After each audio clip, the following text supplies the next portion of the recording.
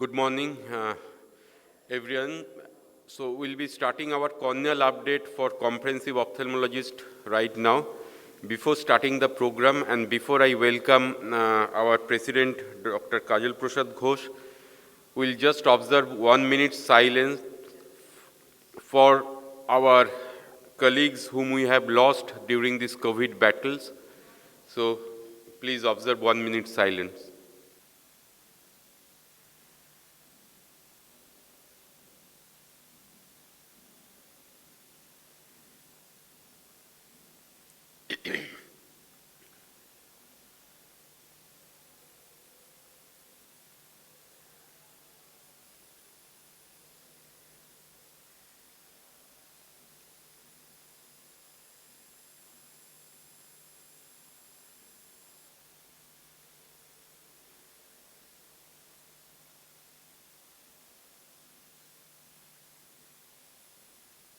Thank you. Thank you very much. So for this meeting, we have our chairperson, Dr. Yasin sir, and we have two moderators, Dr. Aditi Ghosh, who has come all the way from New Delhi just for this meeting. So thank you, Aditi. And we have Dr. Nalinakshi Karan. So they will take over the meeting from now on. Before that, may I request Dr. Kajal Prasad Ghosh to come forward and say a few words, welcome address, and do the formalities. Welcome to this cornea update meetings. My dear colleagues, this is for the second time that we are meeting, physical meeting.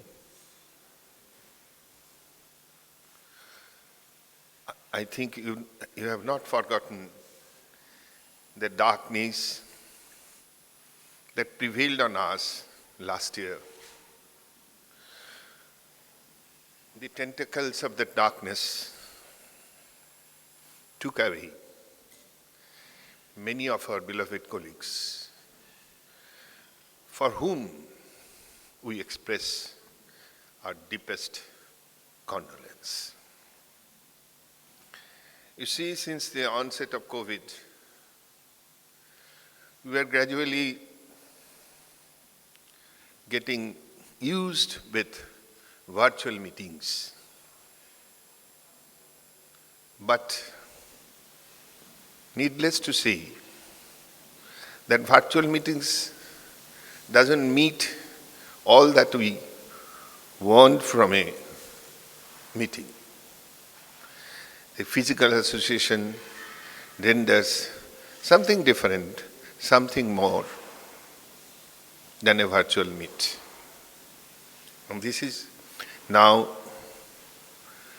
the darkness is gradually withering off, and we are taking the advantage, and so we are gradually arranging for these physical meetings. This is also a stage rehearsal for the big event that is luring us, that is AIOS in June in Calcutta. I may say this is a stage rehearsal. So I don't want to waste time. We are already late. I hand over to the mic to moderator of this session. Thank you. Thank you all the way, Aditi and Ye, that you have taken so much of trouble in joining. Thank you very much. Thank you. Thank you so much, sir. Thank you, Sugata, OSWB team, Kajal, sir, for this opportunity. And as sir said rightly, it is always, meeting personally has something extra. There's a warmth. And yes, it is a rehearsal before AIOC. We gear up for AIOC. So me and Nalinakshi, we would be taking over from here. Nalinakshi, I'll introduce Nalinakshi. She is a consultant in Shushruth Eye Hospital, Kolkata. And she's Dr. Aditi Ghosh Dastidar. She was a former cornea consultant in Shankar Nethralaya, Kolkata, and she is now currently she's practicing in New Delhi. So thank you, everyone. So may I now request the panelists to please move forward. Mona ma'am. So I can see Mona ma'am here.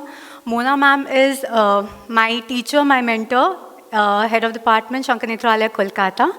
I've been trained by her. May we have Shayan Das sir is here. Dr. Anand Mohanta sir. Jayanshu sir will not be coming, I think. Dr. Shadab sir. Please.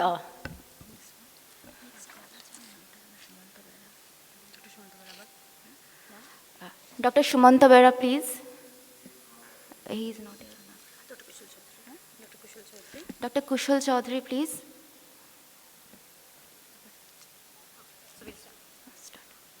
Without much delay, so we'll start the session.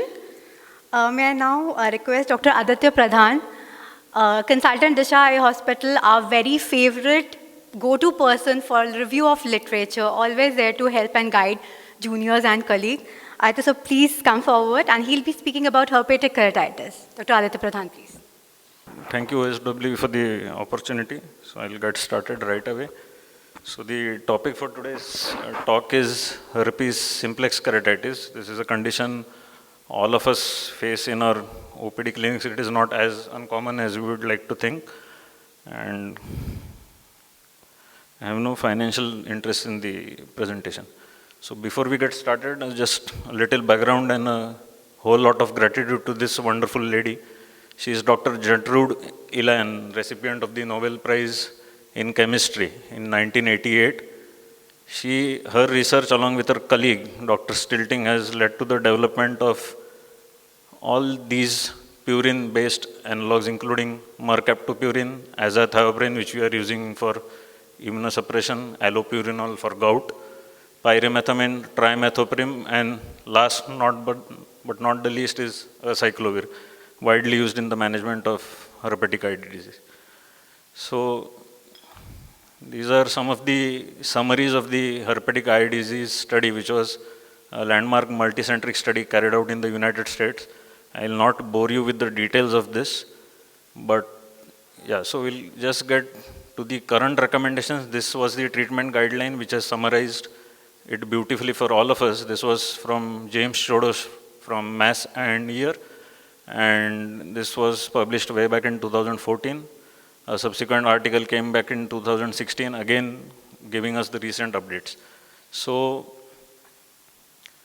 how do we name the disease? It all starts with the classification. So we all know the herpes virus basically affects 3 layers of the cornea. So either you have an epithelial involvement, you have a stromal involvement, and you have an endothelial involvement. All of these can exist concurrently is also to be noted.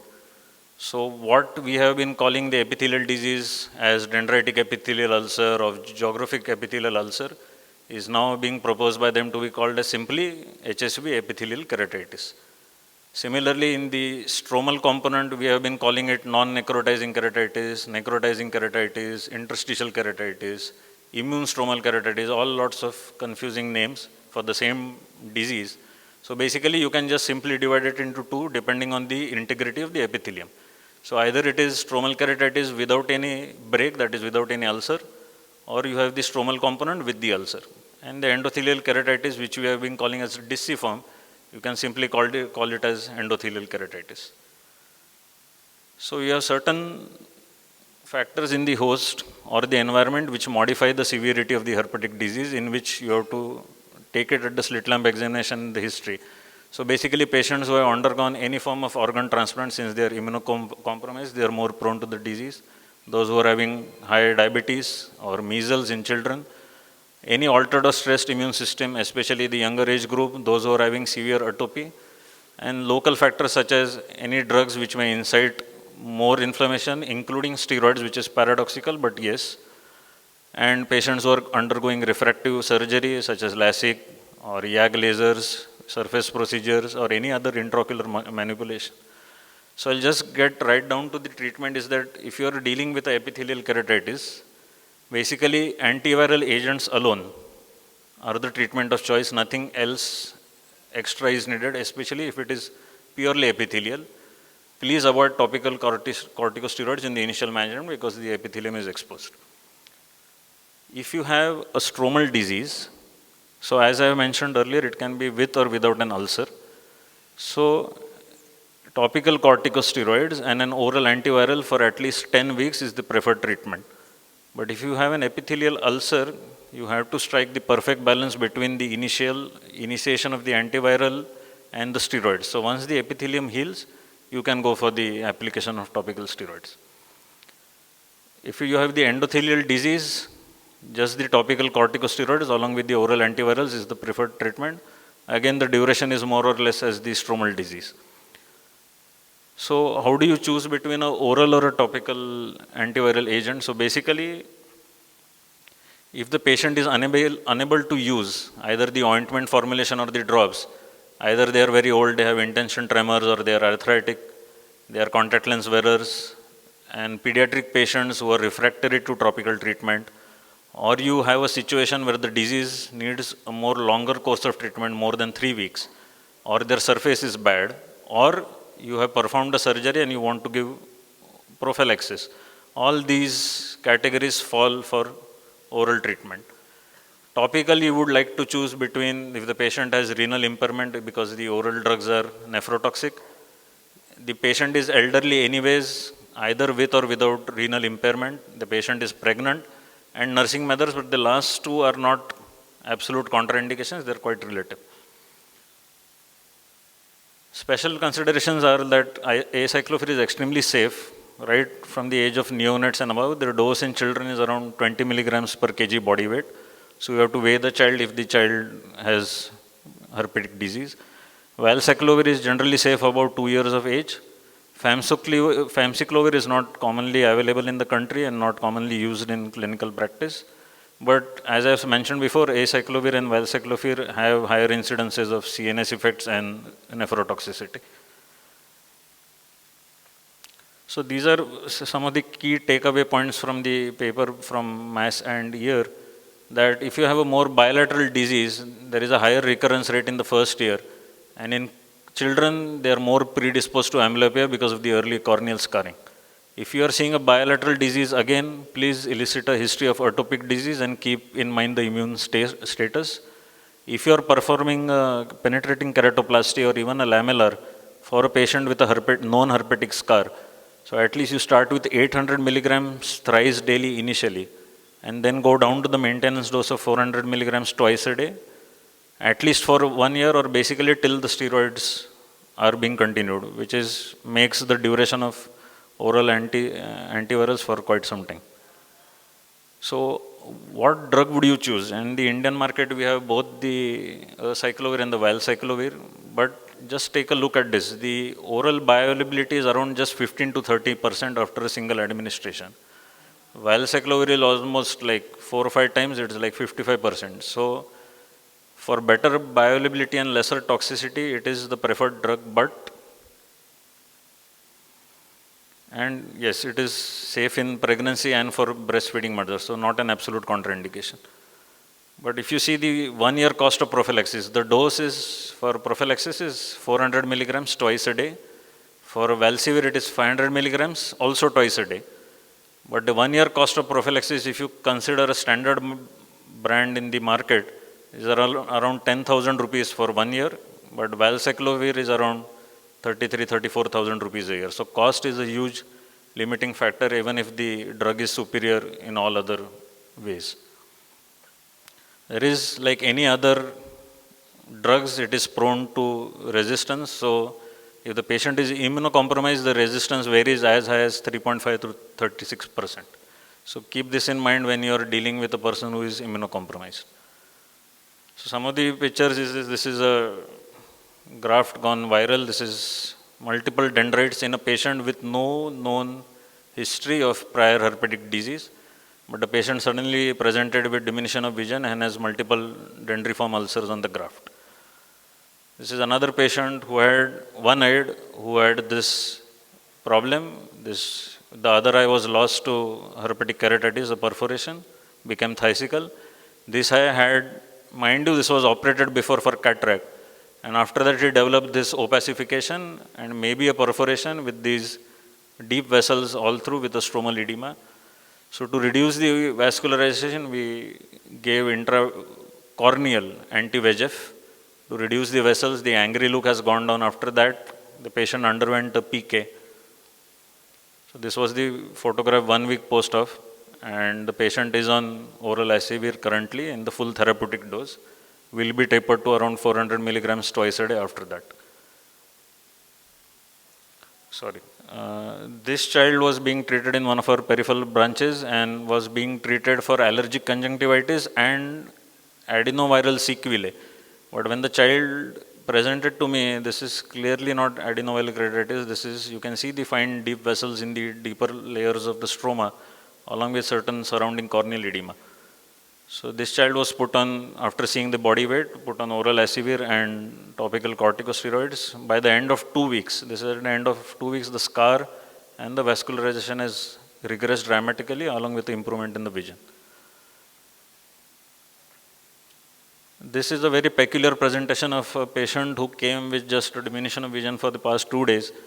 You can see this deep stromal infiltrate and surrounding corneal edema, not much of vascularization, but early basic clinical sense would guide you towards either a bacterial or a deep, since it's in a deeper location, maybe a fungal etiology. So the patient was started on empirical therapy because scraping was not accessible. This was the picture 1 week later, in which now the disease is more easily recognizable as a classic herpetic stromal keratitis. The patient was lost to follow-up. This was a picture taken 1 month back, in which he presented, the same patient mind you, he presented with a classical endotheliitis, or what we call as disciform keratitis earlier. So along with the proper oral antivirals and topical corticosteroids, we could get this photo about 4 weeks of treatment. And never underestimate the power of a humble tarsorrhaphy. This patient, again with a herpetic disease and a neurotrophic cornea, who presented with what we call as a geographical ulcer. Just a simple suture tarsorrhaphy was done. This healing was observed at around 7 days post-tarsorrhaphy. So these corneas respond very well to tarsorrhaphy. So do not hesitate to go ahead with this. And coming towards the end of the presentation, what will you do if the patient has herpetic eye disease and you either want to do a cataract or you want to do a refractive surgery in these patients? So this was from Catherine Colby in 2010. So the summary, if you want to do a cataract surgery in such patients, is that either you go for a OR scan or a pentagram topography so that you get an accurate IOL calculation. It's not always possible if the scar is very severe. Acyclovir prophylaxis, without doubt, in these cases. Do not disturb the epithelium when you are performing the surgery. To improve the view, obviously you can use trypan blue. If the cases are typical, yes, you have to give them on close follow-up and have a high index of suspicion. If the patient goes into neurotrophic ulceration, yes, you can promptly manage it before it goes into any melt. And copious amount of surface lubricants and strict avoidance of toxic preservatives. For a refractive surgery, the recommendations are more or less similar, but you have to be even more careful since the eye is otherwise fine and the patient has just come for getting rid of their spectacles. So be very careful in these patients. And so basically this again published just maybe about 5-6 months ago. So there is strong evidence that oral prophylaxis should be recommended perioperatively. So before the surgery, maybe 1 week before that, you just start them on the full therapeutic dose is what at least I do, or at least maybe the maintenance dose twice daily, either a patient who has suffered from simplex or zoster. This is more so for patients undergoing keratoplasty, but even for cataract or refractive, you please follow these guidelines. And there is always this confusion that the nummular keratitis which we see, or the subepithelial infiltrates, how do you distinguish whether they are from the adenoviral sequelae or if it is herpetic, either simplex or zoster? So this article came out in the TNOA journal and gives you a nice guideline that how do you differentiate between the two, because the look is the same. So many of the adenovirals are treated as herpetic and vice versa. So please go through this. Finally, the take clinic messages are not much, but please remember this is a potentially blinding disease. It's not uncommon, we see a lot of them in the clinics. I have a high index of suspicion to pick up these cases early rather than later on. If you are seeing or suspecting a bilateral disease, either they are immunocompromised or they have a severe atopy or they are children. If the epithelium is ulcerated, you have to strike a balance between the healing and the initiation of the steroids. Valsivir is much better than acyclovir, but cost is a huge factor. If you are going to do a surgery in such eyes, please anticipate complications will occur and counsel the patients. Refer the patient which you can't manage well on time before the eye is lost. Certain don'ts is do not give oral antivirals in any form for adenoviral keratoconjunctivitis. They have zero role. There is no need to routinely prescribe ganciclovir gel, even if it is supposedly superior than acyclovir, it is not. Do not give NSAIDs in patients with herpetic disease, either in routine form or if they undergo surgery, it's very toxic to the epithelium. Do not give topical antivirals beyond 14 days. They're very epitheliotoxic. If you're going to continue them, think of something else. Maybe it's a different disease process or a different layer of the cornea involved. Do not disturb the epithelium during surgery, and do not prescribe subtherapeutic doses of antivirals. Just follow the guidelines and you will not go wrong. Thank you.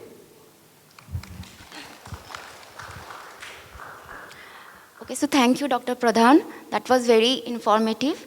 So next, I'll request our respective panelists if they can add something.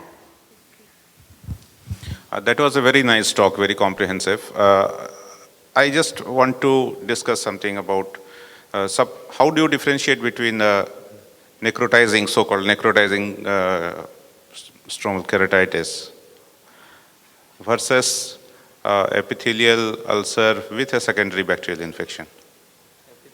Excuse me, epithelial ulcer with? Bacterial super infection. Suppose you have ulcer, round ulcer, surrounding previous scarring. You have infiltrates there, you have a small hypopion. How do you manage that?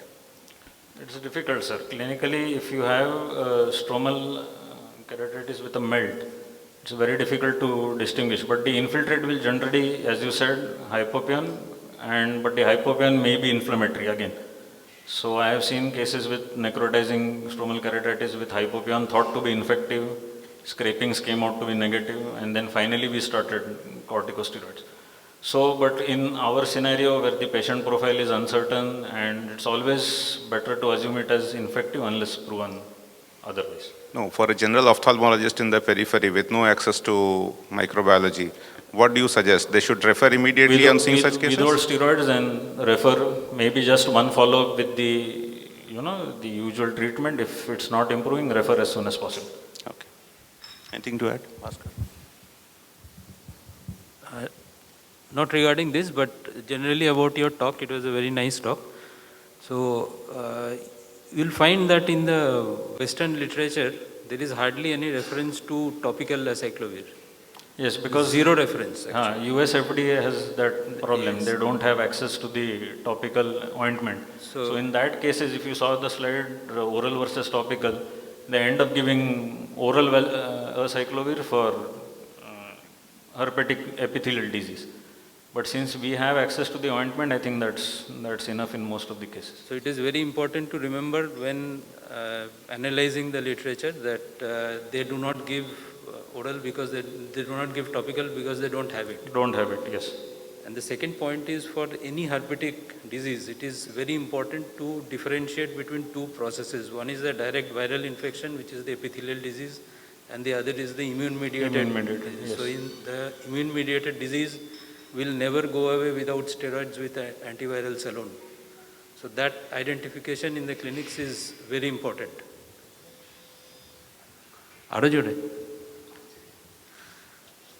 Thank you.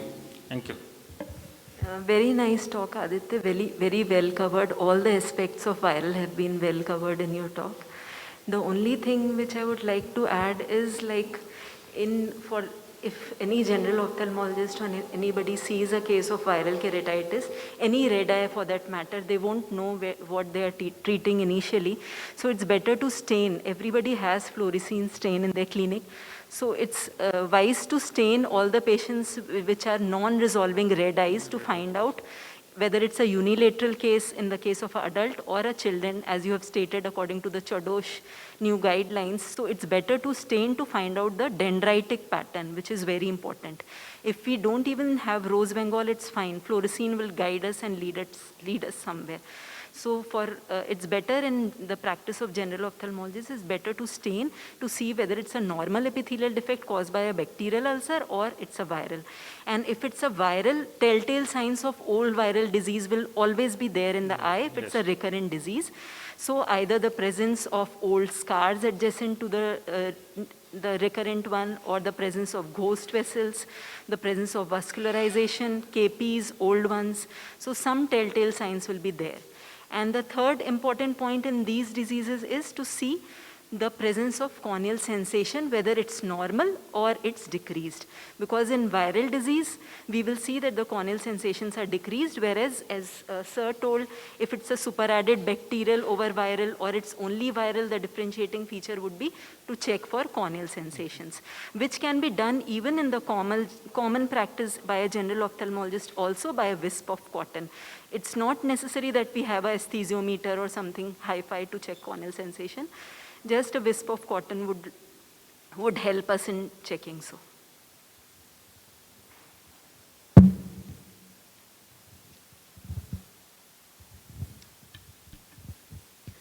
Okay, thank you everyone. So One our next, actor. Just a request. Would you throw some light on subepithelial keratitis due to viral or due to due to adenovirus or due to heartbeat virus? What is the difference?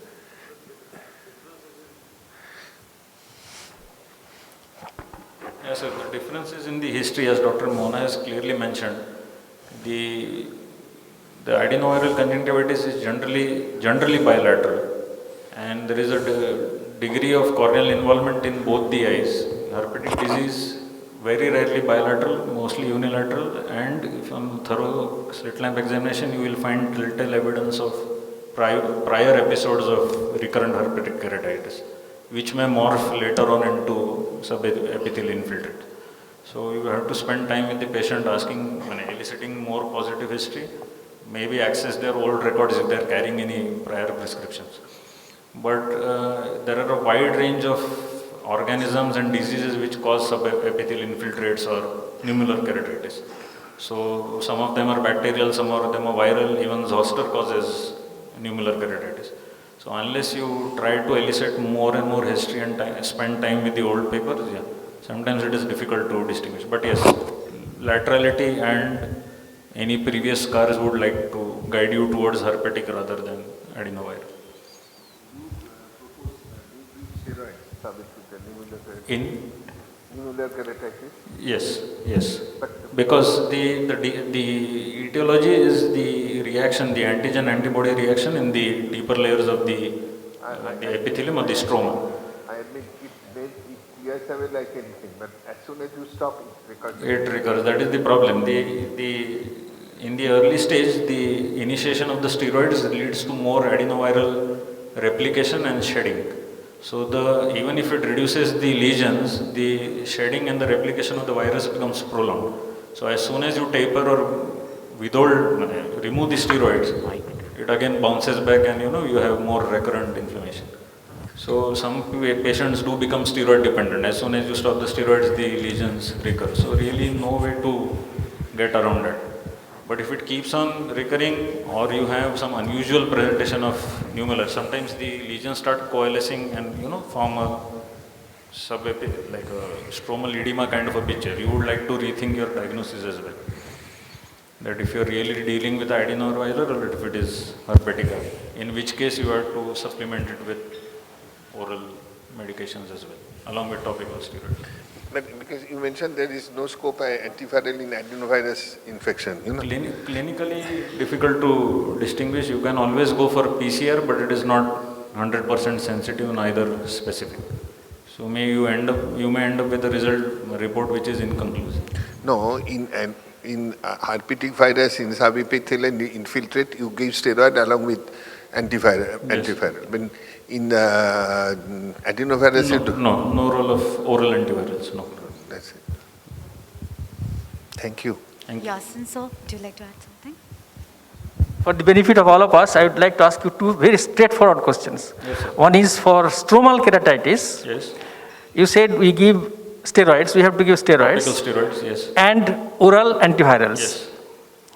For 4 weeks, No, at least 10 weeks. at least 10 weeks. 400 milligram BD. The doses, when you pick the disease, when it's active, the therapeutic loading dose is 400 milligrams 5 times a day for a week to 10 days. After that, you go to the maintenance dose, which is 400 milligrams twice a day. Now, many of us have the practice of giving topical antivirals also along with. Now, because it is epitheliotoxic, do you think it is advisable to give antivirals? In purely stromal disease, no. No. So the clear-cut answer is no. No. Because many prescriptions we get and many of our colleagues are in the habit of putting antivirals topical also.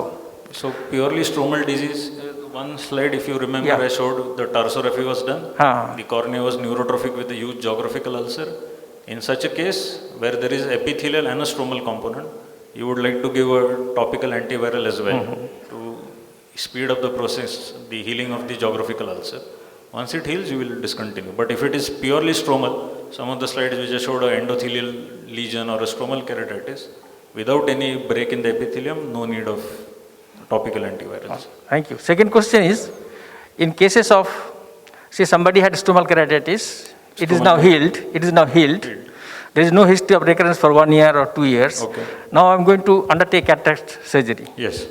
Now in that case, the prophylaxis will be to start antivirals orally Oral, yes. 2 weeks before the surgery. I started 1 week before the surgery, that is enough. Dose please. For the dose, what they are saying is 400 milligrams twice a day, that is the prophylaxis dose. But in my practice, I give it the loading dose, that is the full dose for 1 week before the surgery. After the surgery, I taper it to twice a day. How long? It goes till the steroids go on, the topical steroids. Okay. For about 4 to 6 weeks or like Yes, that. yes. Thank you. But you said that 10 weeks. And that is no surgery, sir. That is just... No, I mean, but I have seen, viral keratitis. Once you stop the steroids, it occurs again. Even after 2 years, 3 years. The disease can recur, sir, anytime. That is the biggest problem of dealing with the herpes virus. It definitely heals with your regimen and the eye becomes quiet, but it can flare up anytime. And even if you say 10 weeks, the patients may end up having a longer period of oral prophylaxis. I have patients with me who have been taking it for the past 3 years. Yeah. Continuously and they have not undergone any form of surgery as well, just disease. I say that's it. So as soon as I stop it, it comes back. That's it.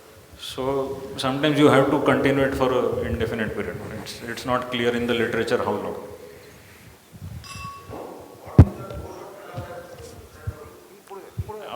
Pardon? Dose of the therapeutic dose is 500 milligrams thrice a day, and then for a week, and then you get it to 500 milligrams twice a day for prophylaxis maintenance. But the cost is, as I have shown, is quite more compared to oral acyclovir. But the bioavailability is more, so lesser toxicity and faster action. Suppose if corneal superficial punctate keratitis. I mean, if person has come with superficial punctate keratitis, is it bacterial or viral? Do you go for corneal sensation? Yes, always a good idea. Generally, bacterial ulcers will not cause it. But yes, if you suspect a viral etiology, as madam has clearly mentioned, very easy to just take a cotton. Which have got. Yes. Thank you. We can continue later on. So thank you, Dr. Aditya. I'll request Dr. Tuhin Chaudhary to come, and his topic is recurrent corneal erosion. And Dr. Chaudhary is a renowned consultant in Disha Eye Hospital. Please. Okay, good morning everyone. At the outset, my sincere thanks to OSW and Sugotoda for this opportunity. I will be talking for next 20 minutes about this recurrent corneal erosion, that is RCE syndrome, and how to handle it. So we all know that recurrent corneal erosion syndrome is a chronic relapsing condition, and it was first described by Hansen. And it is quite common and very challenging to manage. In RCES, the outermost layer of the cornea fails to glue it tightly to its underlying basement membrane, making it possible for the epithelium to break off too easily with little effort. So RCES usually occurs when nocturnal drying of the ocular surface increases the adhesive force between the tarsal conjunctiva and the corneal epithelium. So if we look at this anatomy, then this is the cross section of the cornea, and you can see this. This is the epithelium. This is multilayered squamous epithelium, which is attached to the underlying basement membrane by this hemidesmosomes. These hemidesmosomes, these are very weak. So inflammation from the corneal injuries causes disruption of the epithelial basement membrane and weakens the extracellular adhesion network, typically at the level of the hemidesmosomes, at this level only. And then these discriminating cells entrapped in the redundant basement membrane. There is poor epithelial adhesion plus epithelial heaping. So when this basement membrane is damaged, then this epithelium, which is that means growing, they gets redundant and then gets just entrapped within this denuded basement membrane. And along with this, there will be some normal epithelium grows up, and that leads to heaping up the epithelium. And there will be the nocturnal drying, and that leads to avulsion of the epithelium by shearing force of the lids. So if we look at the etiology of these cases, in almost 2/3 cases, it is associated with previous aberrating corneal injury, that may be fingernail injury or injury by paper or by comb. It may be associated with epithelial basement membrane dystrophy in about 1/3 of the cases. It can be affected because of all sorts of corneal dystrophies like this epithelial or even Bowman's membrane, or even if it is because of stromal dystrophies like lattice granular macular, or even it can be associated with Fuchs endothelial corneal dystrophy. It can be associated with some corneal degenerations like band-stipate keratopathy, Salzmann's nodular degeneration, or even in cases of climatic droplet keratopathy. It can be associated with prior cataract and refractive surgery when, because of inadvertent trauma to the dried corneal epithelium by some instruments like chopper, we just injured that, and that leads to some sort of this recurrent corneal erosion syndrome. So recurrent corneal erosion syndrome primarily affects adults between the age of 30 to 40 years of age, and it is usually in the 1/3 of the cornea, and commonly associated with dry eye disease, diabetes mellitus, blepharitis, or even patients with ocular rosacea or prior history of ocular chemical or thermal injuries. We have to ask all the patients that what is the form, how is it happening? And patients will tell that sudden onset of pain on awakening due to poor epithelial adhesions and epithelial heaping, which leads to avulsion of the epithelium by shearing force of the lids. So we ask the patients to rub their eyes before getting up from the bed for at least 2 to 3 minutes, so that will be just dislodging these forces, and then these patients may not have these type of problems just after awakening. The clinical features like that, redness, photophobia, tearing, all will be there, and they suspect subtle secondary infection in extremely symptomatic patients. If the patient is very much symptomatic, then we feel that there is secondary infection. And in all the cases, corneal sensation should be checked, and it is usually normal.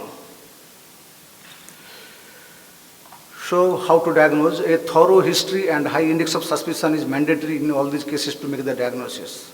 Patients should be asked for both, that means recent and remote history of injury, and this recurrent corneal erosions is also, that means reported even after 16 years of injury.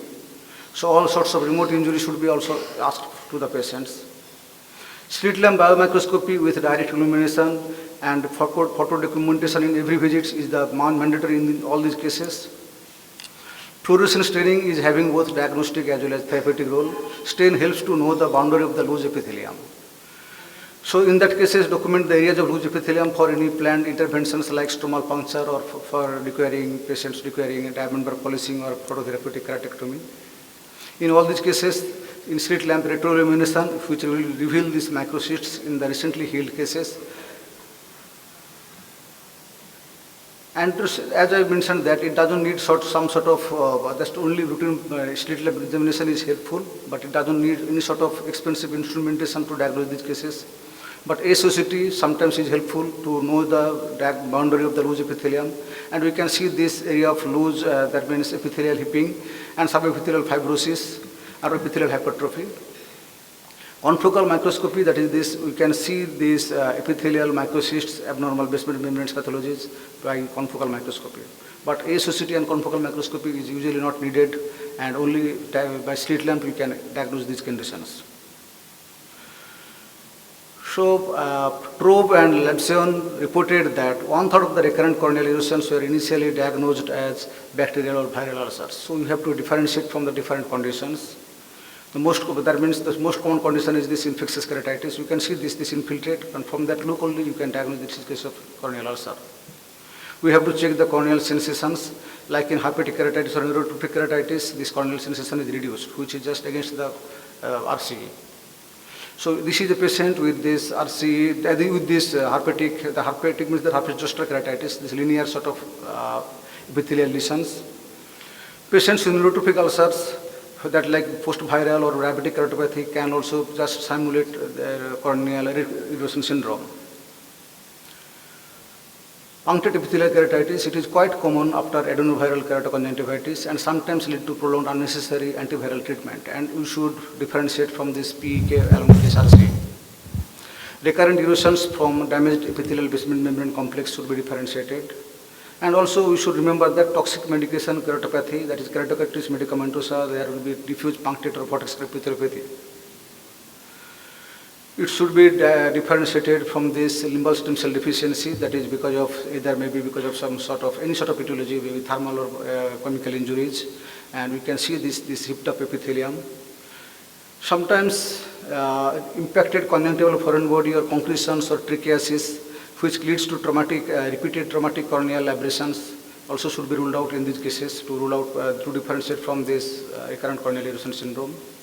Severe dry eye disease, maybe in any form like aqueous tear deficient or maybe lipid tear deficient, can simulate recurrent corneal erosion syndrome. Patients with exposure keratopathy, like in this patient who had this, you can diagnose it very easily because this patient usually have either thyroid orbitopathy or lag of thalamus, or because of facial palsy. We can diagnose it very clearly whether it is exposure keratopathy or due to RC syndrome. Sometimes corneal edema with bullae formations also can simulate RC syndromes. So management, it requires management in a stepwise fashion. First, we should know that patients coming to, just after injury, patients come to the general ophthalmologist, and then they just do this patching and antibiotic treatment, and then the patients become better. In most of the patients, they become better.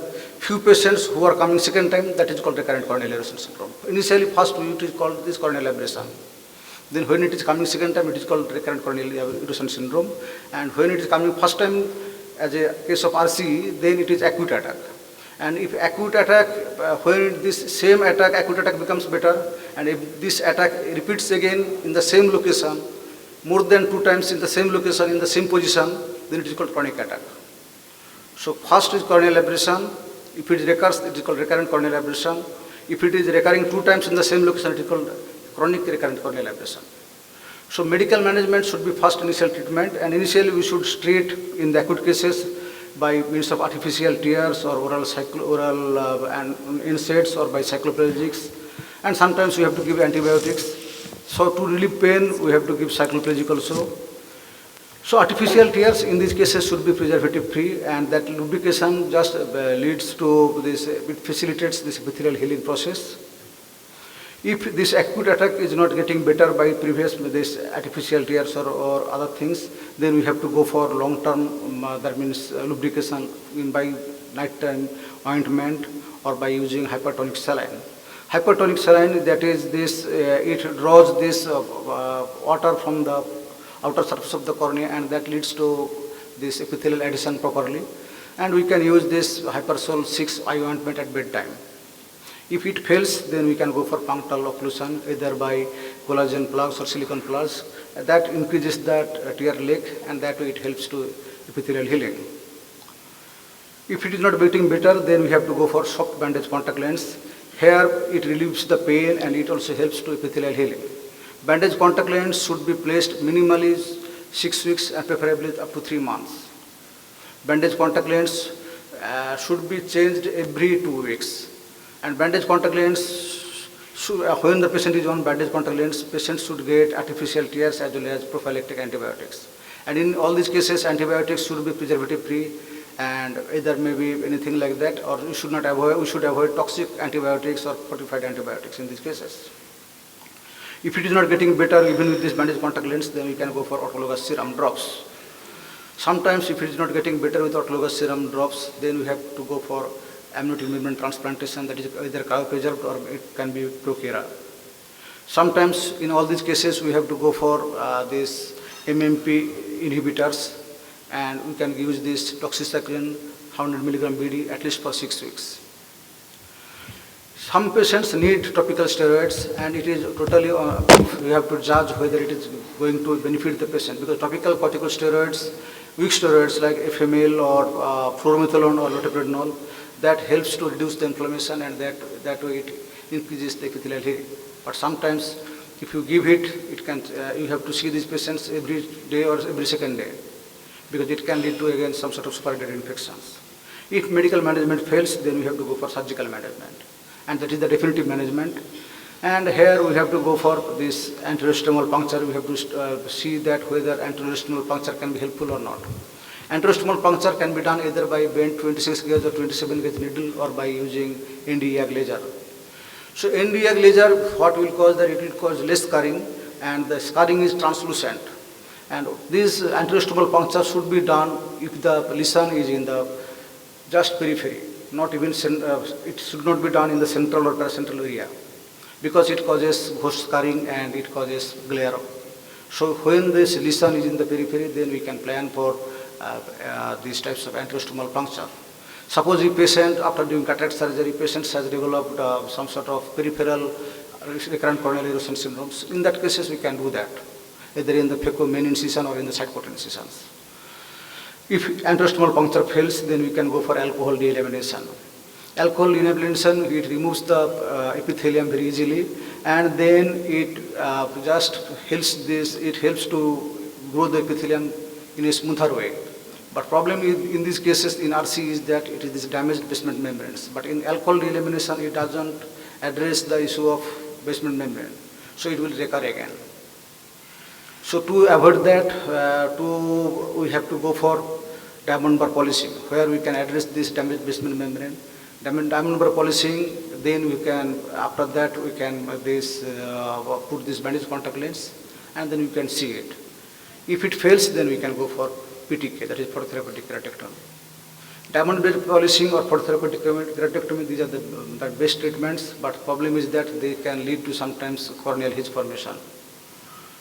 So only in recalcitrant cases or refractory cases, we can go for diamond bar polishing or this PTK treatment. PTK treatment, the advantage is that it is quite, sometimes it can be used even in the central area, and also if there is some associated refractive error, we can manage through this PTK along with this modality of treatment.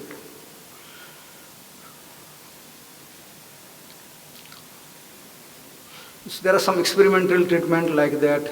We can give this botulinum toxin injection in the orbicularis muscle to have this facial, to have this lid palsy.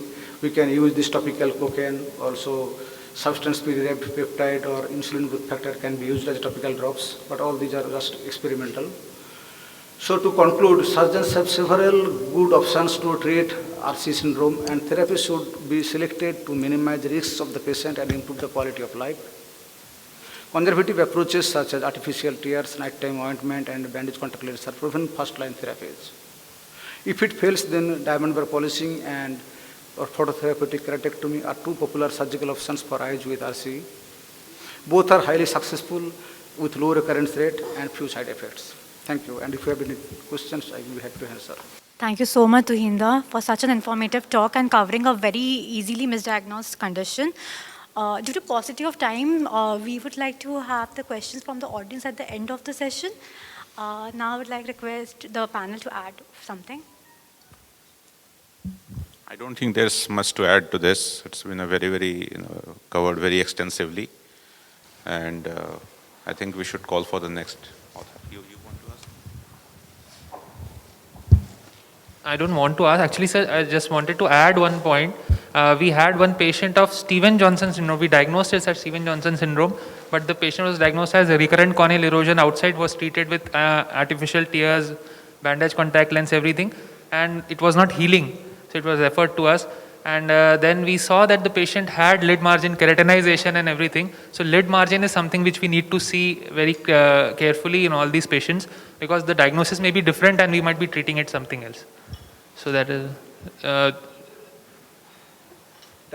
Patients with Stevens-Johnson syndrome with lid margin keratinizations who are having epithelial defect, that is not a case of RCC. Correct, sir. Sir, because it was treated outside. And this is totally different. Yes. So, recurrent corneal erosion syndrome, it becomes better by its own sometimes.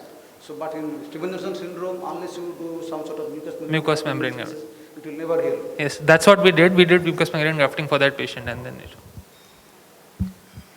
Very nice presentation, Dr. Tuhin. Just one point I would like to add is that in recurrent corneal erosion, basically we have to examine the other eye as well, because epithelial basement membrane dystrophies can sometimes present as recurrent corneal erosion, which will not be unilateral. And so other eye examination is very important in such cases, and even a drop of Paracane and then using a bud, just lifting. If we see a suspicious area and we just try to see if there is any loose epithelium or not, we can examine like that also. Yes. And second important thing is the area of negative staining. That is the hallmark of recurrent corneal erosion, which you beautifully described as an area of loose epithelium, which will not take the stain centrally. It will be just the margins of the loose epithelium which will be taking stain, and this is the area of negative staining, which is the hallmark of recurrent erosion, rather than the entire area taking up the epithelial defect.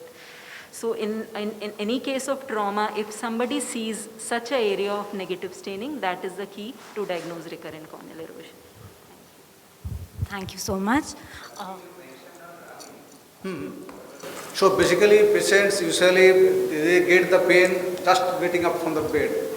So to avoid that, we just ask the patients, now they have this pain, they know that when this pain will start. Because this pain will be there in the morning time till 9 a.m. and then it becomes better, and then patients usually becomes used to it. So to avoid that, we tell the patients that because of this nocturnal drying of the cornea, which will be causing this corneal epithelium to stuck over this tarsal conjunctiva, and that will forcefully, if you just open it suddenly, then it will be this epithelium will be just off the cornea very suddenly. That will cause pain. So if we just rub this, then this shearing force will be less and it will be loosened, so that the attachment between the tarsal conjunctiva and the corneal epithelium will be to some extent, attachment will be to some extent loosened. That way it will be helping. Thank you so much. May I now request Dr. Soham Basa, again consultant cornea services, Disha. He's trained in Arvind Group, and he would speak regarding corneal complications of cataract surgery. Dr. Soham, over to you. While Soham is preparing his talk, I'll request all the speakers to stay within the time so that we can have some discussion from the eminent panelists as well. And other thing is tea and coffee is outside. It will be served till the lunch. If anyone wants to go and get a cup of tea, they're free to go. Thank you. A very good afternoon to everyone. It feels great to finally meeting in a physical conference. A big thank you to OSWB and Dr. Shugatopal for inviting me to this lecture. I'll be talking about the corneal complications of cataract surgery. I have no financial interest in this talk. So this is something familiar to all of us as general ophthalmologists. All of us are cataract surgeons also. So the corneal complications are reported between 0.03 to almost as high as 5% in some of the series. There's a huge list, it goes on, starting from the wound related and through all the layers of the cornea. For the sake of this discussion, I'll be sticking to only descent membrane detachment and also to striate keratopathy, something which we see more frequently than the other rarer complications. And now coming to the overall general causes of corneal complications after cataract surgery, the primary cause is usually due to surgical trauma, be it from the instruments or from while placing the IOL implantation, and also when there is the phaco chatter or the frags flying around. Then there can be chemical injury when we are using suboptimal solutions for the fluids, and also in some cases the intracameral drugs which might be toxic to the endothelium. Primary corneal endothelial diseases often missed. It can be Fuchs dystrophy, more common in eastern India than rest of the country. And also there can be just low endothelial cells without presence of any gut data. Then there are these rarer conditions like the IOL touches, then vitreous touch, the ingrowths no longer seen, probably the older people will remember from their ECC and intracap days. And also there are these postoperative glaucoma and trauma. Coming to striate keratopathy, now this is a very typical scenario. You see one of these brown or black cataracts, you do a TDS phaco, CD is more than 80, and the next day patient has a cloudy cornea. It typically presents with a mosaic pattern with multiple folds in the descemet membrane and edema. Patient is unhappy, the surgeon is unhappy. Usually we tell them that since your cataract was hard, we'll increase the medications, and usually it does resolve with medical treatment alone. If we look at why there is a striate keratopathy, it's basically acute endothelial injury. So there can be these multiple causes for acute endothelial injury, commonly long surgery durations, high phaco energy, if we spend more time in the AC due to some intraoperative complication that has happened. And typically they also are associated with chemical injury because we are injecting more drugs or there is a concurrent IOP spike. And this is what leads to a striate keratopathy. Now coming to the clinical examination, a good slit lamp examination is the key to diagnosing a striate keratopathy. I think everyone is familiar with what a striate keratopathy looks like. But what is more clinically relevant is look at the location of the edema. Striates are usually located centrally, and also look at the extent of the edema. If you are looking at a striate keratopathy, you are thinking striate keratopathy, but it's limbus to limbus, probably you are missing something else. Think about TAS or maybe also DM detachment. If there is associated AC reaction and ciliary congestion, again think about more in terms of some toxicity and TAS like thing. And we can do a clinical grading based on the iris details and number of folds. This is just for academic interest. Clinically that serves not much of a relevance. Now investigation, clinical photograph. Now I think we can all say that we can take good mobile photographs also with the slit lamp. It helps in documentation and patient counseling also. ASOCT, I'll be talking more about ASOCT. Wonderful tool, often reveals hidden DM detachments and nuclear fragments that is hidden under the edema. And specular microscopy if you have the scope to of the other eye. Because often we miss the fine good data or maybe the counts were low to begin with. So this again helps in counseling the patient as to why the striate keratopathy happened and how we can mitigate it the next time. Before I move on to treatment, I'd like to talk about the prevention. So examine the endothelium in all your preoperative cataract cases. We as general ophthalmologists have a tendency to look directly at the nucleus, at the lens. Just pull back your slit lamp a little bit, look at the endothelium. Specular reflection, even if you don't have a specular microscope, just a specular reflection is a very good technique to take a look at the cells individually. In high risk cases where you know that phaco energy will be more or the cataract time, surgical time will be more, use dispersive OVDs. Maybe BSS plus if the patient is affording. Surgical techniques, again all of us are masters in phaco, so use all the techniques to protect the endothelium. Quality fluid, I cannot stress more about this. This is again one of the leading causes of why we get striate keratopathies. And pre-op counseling. So you know that the counts are low to begin with. Tell them that the recovery, post-op recovery might take longer or that they might actually need a corneal transplant in the future, and cross-consult with your cornea colleagues. Treatment usually for striate it's medical management. Rarely we need a surgical management, and transplant is again extremely rarely. Medical management, so you increase the topical steroids drop. Go ahead with add some hypertonic saline drops or ointment, whatever you like. Copious lubricants for patient comfort. Anti-glaucoma if there is an IOP spike. And this is what Dr. Pradhan was mentioning, that rarely the surgery can lead to reactivation of viral endotheliitis. So we have to treat accordingly. And this is what the last few years everyone has been going on about the Rho kinase inhibitors. So I have personally no experience, but definitely worth a try. And there are already few cases reported, both with ripasudil and netarsudil, of the reversal of corneal transparency with just topical drops alone. Surgical management, if there is an underlying surgical cause for it, then go ahead with surgical management. There can be a desmetopexy, more on about this later. If there is a nuclear fragment, again carefully remove it, because that is what is causing the chronic irritation. And when to go for a transplant, if the striate is not resolving, this is just a rule of a thumb. At 3 months also, if the striate is not resolving, maybe a transplant is necessary, because the endothelial damage is far too much for it to recover. Or earlier, if the edema is increasing in spite of treatment, or if the patient is developing epithelial bullae. So in these cases, you might have to intervene earlier. Now coming to the next topic, descent membrane detachment. So this was described as early as 1928, when they described it as a separation from the corneal parenchyma and the glass membrane. So mostly we see small amounts of descent membrane detachment at the main or the side port. It's quite common. But the total or central detachment is reported as 0.05% in various series. The causes can be blunt instrumentation or injury with the phacoprobe or your left hand instruments. Hydration from the ports is again another very common at the end of the surgery. I'll be showing a video of that. And also spontaneously, this is in when we have underlying corneal conditions like Fuchs dystrophy or posterior polymorphous corneal dystrophy, which is notorious for having, you just enter the anterior chamber with your keratome and suddenly the entire descent just drops. So that is something to be very careful about. Classification, there have been multiple attempts over the year. Initially it's just clinical kind, and recently we have the ASOCT guided classifications. These are more for academic interests. What is more important clinically is we have to look at the extent of the descent membrane detachment, whether it is central or peripheral, whether there is some associated descent membrane tear or DM loss also. Maybe your phacoprobe has eaten part of the descent. And also look at the edges of the detached thing, whether it's rolled or planar.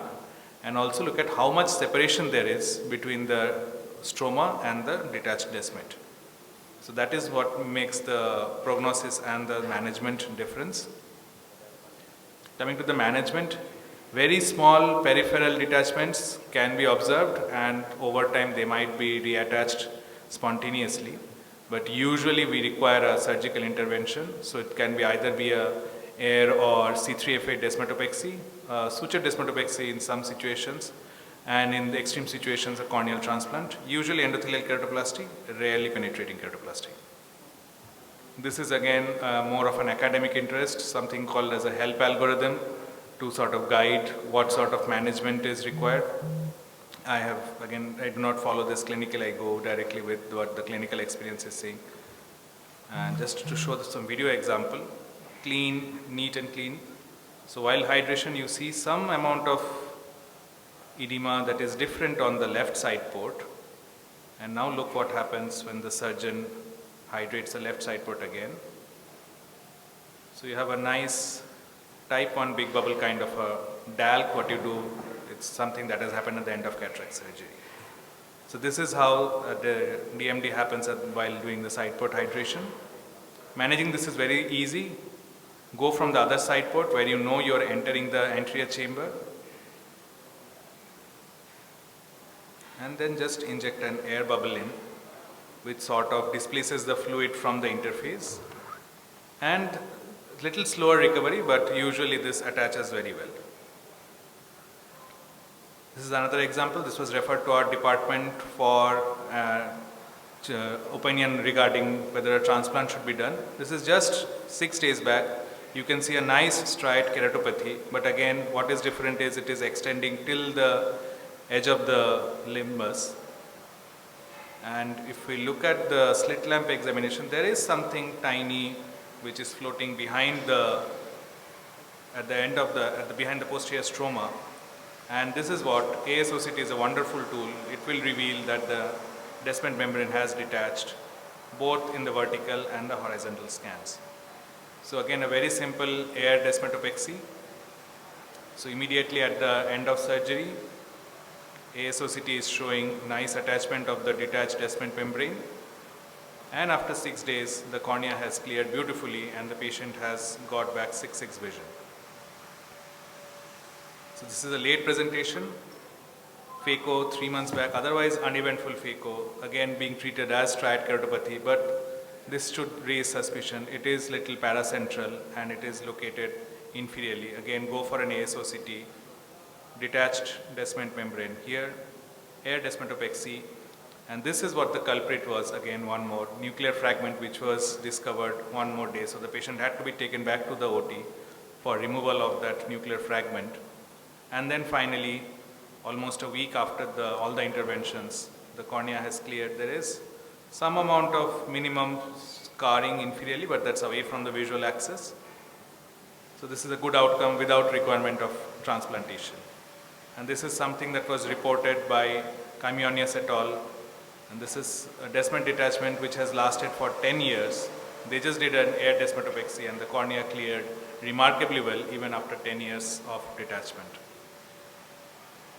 So the key takeaway messages is try to locate the area of the descent membrane because that will determine how the management takes place.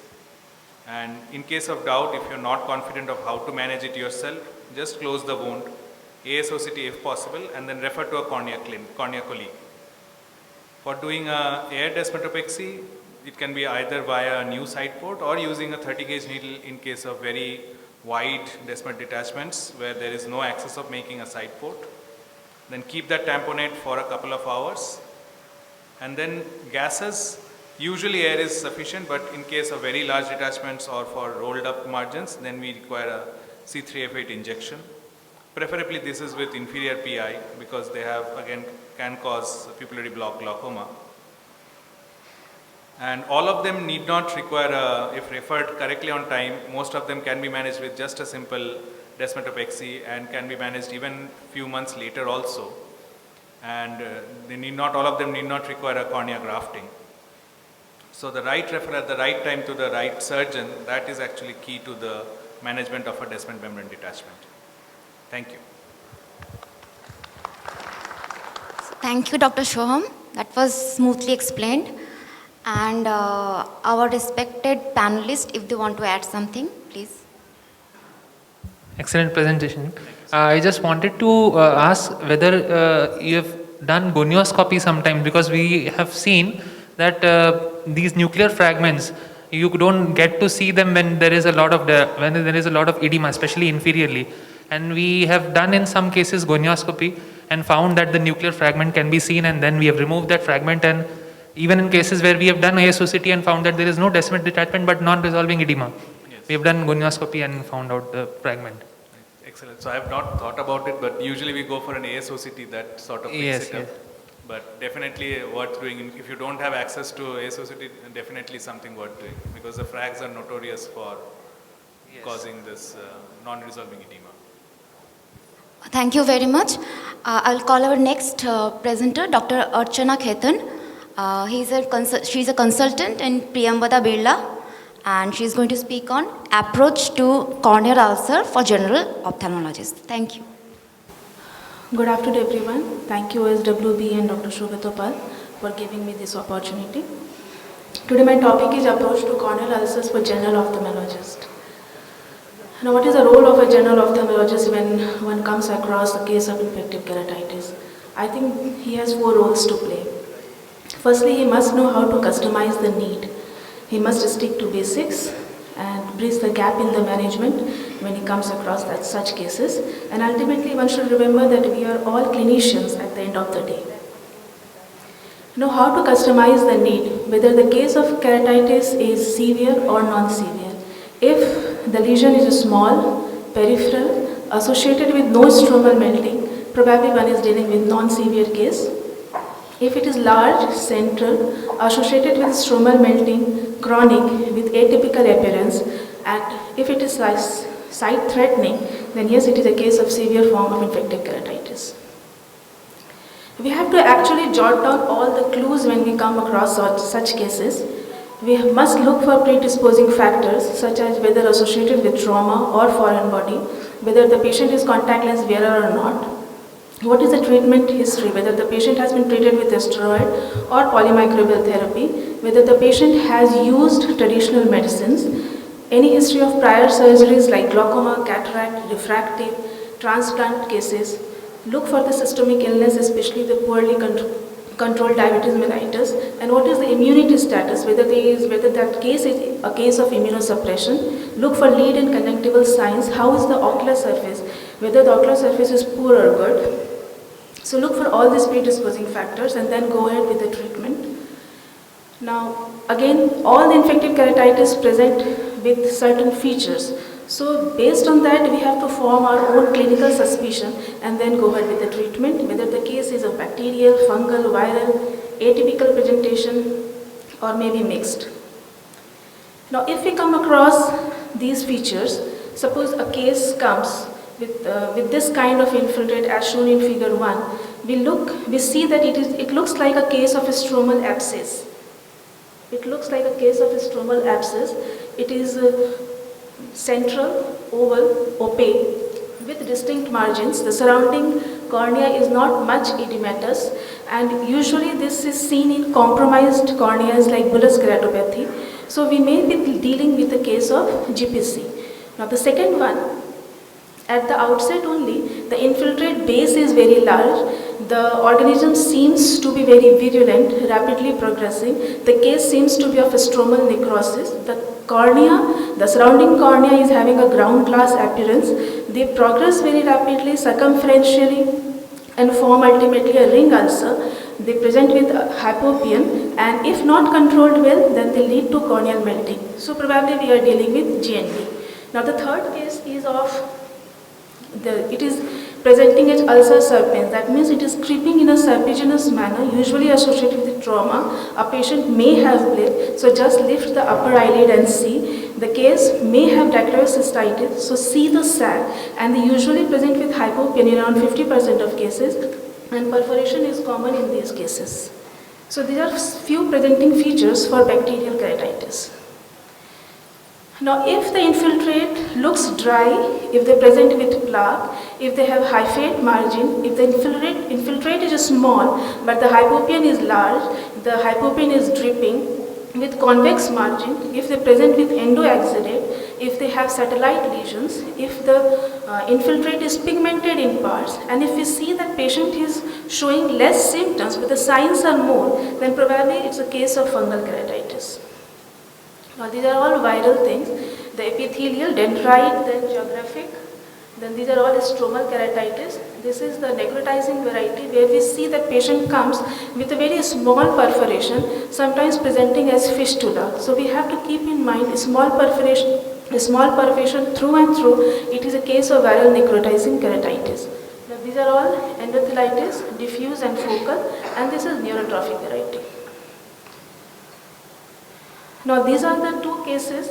This is a case, a lady with contact lens wearer lady who presented with radial keratoneuritis. This is the only case I have seen till now where it was so clearly, if we see, they are all radial keratoneuritis. Now this is the second one. This one is the ring-shaped ulcer presenting, and these patients of acanthamoeba usually come giving history that they have been treated as viral keratitis elsewhere, treated with steroid. They showed improvement and again they showed worsening, and ultimately they land up with these kind of ulcers. So we have to keep in mind sometimes the misdiagnosed viral keratitis are actually acanthamoeba ones. Now these are nocardia keratitis, superficial, shallow, and they present as wreath-shaped ulcer and sometimes patchy, multifocal. So these are the presenting clues which gives us the suspicion whether we are dealing with bacterial, viral, fungal, or what kind of ulcers may be atypical. But ultimately I think we should all stick to basics. We must have a requisition form like this where we jot down all the findings if we are sincerely dealing with infective keratitis cases. So we must note down the location, size of epithelial defect and infiltrate, depth, margins, ulcer bed, surrounding corneal edema, and what is the status of endothelium. Are satellite lesions present or not, vessels present or not, especially deep vessels, look for deep vessels, limbitis is there or not, Is sclera getting involved? What is the AC reaction? Hypopian, nature of hypopian. Fundus, we should try to see, if required, we should do ultrasonography to look for vitritis. Always look for SAC if the patient is Roplast positive or not, and lag of thymus. Please look into it. So we should form a requisition form, fill them, and we must have a daily progress report. How is patient responding to the therapy, which we have started empirically. So we must have a daily progress report, evaluate at least 48 hours later, we have seen the patient.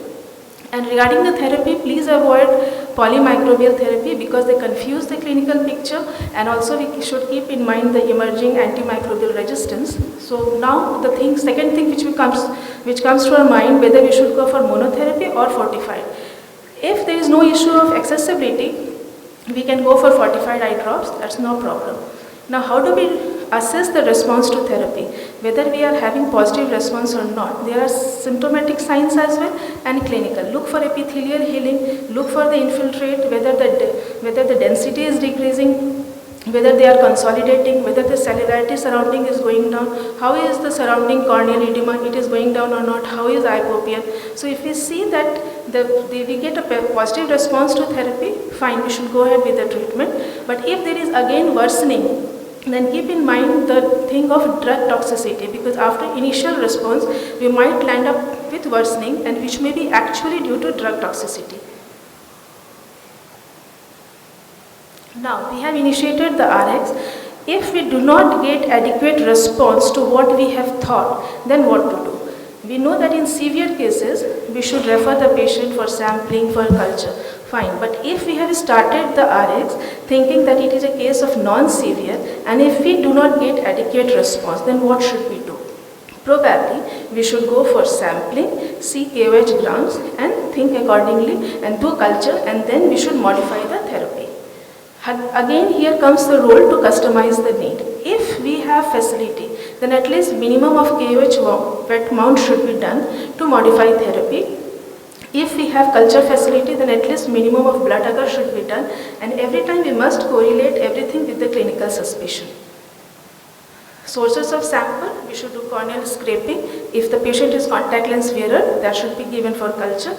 Biopsy, AC exudates and corneal button, we may not be able to do. For these things, we may refer to patient. Now, how do we do corneal scraping? It is not very difficult. It can be easily done in OPD. But for corneal biopsy and anterior chamber tap, we may refer the patient. Now, this is the normal thing which we see in KOH wet mount. I have shown some fungal filaments, gram stain, GPC and GNP, fungus filaments and acanthamoeba double walled cyst. So it is my suggestion that before it's too late, it is ideal that we should decide judiciously, because if we are late, if we are not able to take prompt decisions, then ultimately we see that all these clinical pictures are confusing. As we see, there are all cases of ring-shaped ulcer. The number 1 turns out to be GPC, 2 is GNB, 3 is acanthamoeba, and 4 is fungal. But ultimately they all look similar. So before it's too late, we must take prompt decisions. And at the end of the day, we are all clinicians, and we should remember that majority of the community-acquired infective keratitis are treated empirically, and they do heal. So we should remember this thing, and there is no harm in going from empirical to evidence. So to eye the prey is our goal. Thank you. Thank you so much, ma'am, for beautifully summarizing any general ophthalmologist's nightmare. Thanks a lot. Yasin sir, Kajal sir, would you like to? Yeah, the subject has been covered very well. I don't think for general ophthalmologist this will suffice. I don't have anything to add to this. Thank you. Kajal sir. All right. Nicely covered. I see, I have a regular conversation with her. So that's why I don't know. Panel, any words from the panel?